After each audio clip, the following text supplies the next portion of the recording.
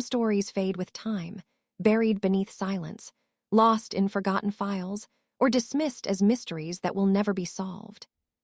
But behind every case is a voice that was never heard, a truth still waiting in the dark. This channel is dedicated to the victims, the unanswered questions, and the stories that refuse to disappear. Because somewhere, someone still knows what happened.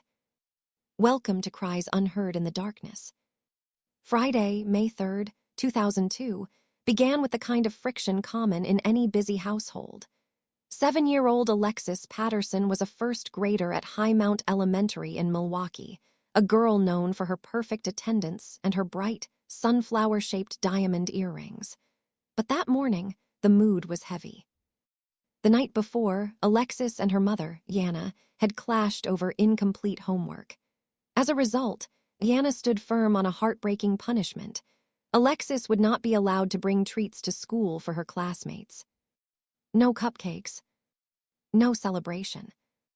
At 8 a.m., her stepfather, Laurent Bourgeois, walked her to the corner of Highmount Boulevard and West Garfield Avenue. The school was less than a block away, a distance so short the family could practically see the playground from their doorstep. Laurent told police he watched her cross the street, heading toward the school gates, before he turned back toward home. It was a routine walk that should have taken 30 seconds. Instead, it became the moment Alexis Patterson walked out of her life forever. The school day proceeded in chilling silence. Despite her empty desk, the gears of the educational system turned without alarm. Because of a tragic lapse in communication, the school didn't notify Yana or Laurent that Alexis had failed to show up for her first period class. When 3:30 p.m. arrived and Alexis didn't return home, panic didn't set in immediately. Her parents initially believed her absence was a lingering act of defiance, that she was hiding nearby, still stinging from the argument about the cupcakes. But as the afternoon faded into a cold Wisconsin twilight, the realization dawned it wasn't a tantrum. This was a disappearance. By the time authorities were involved, the trail was already hours old. The Milwaukee Police Department launched a massive search, but they were already fighting a clock that had been ticking since 8 that morning. As investigators interviewed the students of Highmount, a confusing and heartbreaking timeline emerged. Several children claimed they had seen Alexis that day. They described a young girl in a red nylon jacket and light blue jeans, crying on the playground both before the first bell and even after the school day ended. If these accounts are accurate, Alexis spent her final known hours in the very place she was supposed to be safe, yet she was invisible to the adults around her. Then there was the truck. Multiple students reported a red pickup truck that had been parked near the school for an entire week.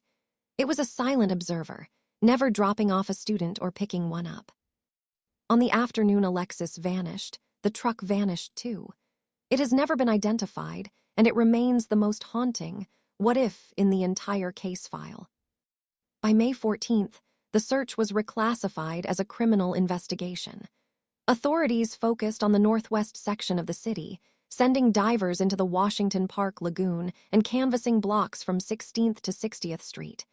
They found nothing, no clothing, no backpack, no DNA. With no physical evidence, the spotlight turned to the family.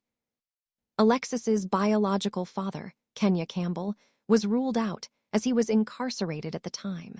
The focus then sharpened on Laurent Bourgeois. Investigators discovered a history of domestic instability. Yana would later describe Laurent as abusive and threatening. Laurent failed a polygraph test shortly after the disappearance. Though he cooperated with authorities and was never charged in connection to Alexis, suspicion remained a heavy shadow over the family.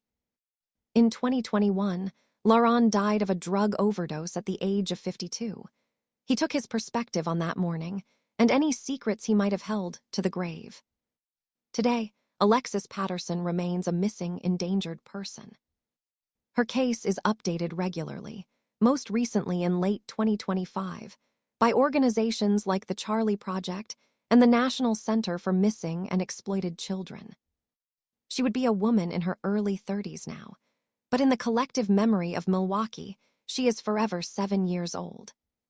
The tragedy of Alexis Patterson isn't just that she disappeared. It's that she vanished in the gap between home and school, between punishment and forgiveness. Somewhere there is a red truck, or a box holding sunflower earrings, or a person who knows exactly what happened in that half-block walk on a Friday in May. Until they speak, the playground at Highmount Elementary will always have one seat empty. If you have any information regarding the disappearance of Alexis Patterson, please contact the Milwaukee Police Department. Thanks for listening to Cries, Unheard in the Darkness. If this story stayed with you, you're not alone. Subscribe, because the darkness always has more to say. Until next time, listen carefully.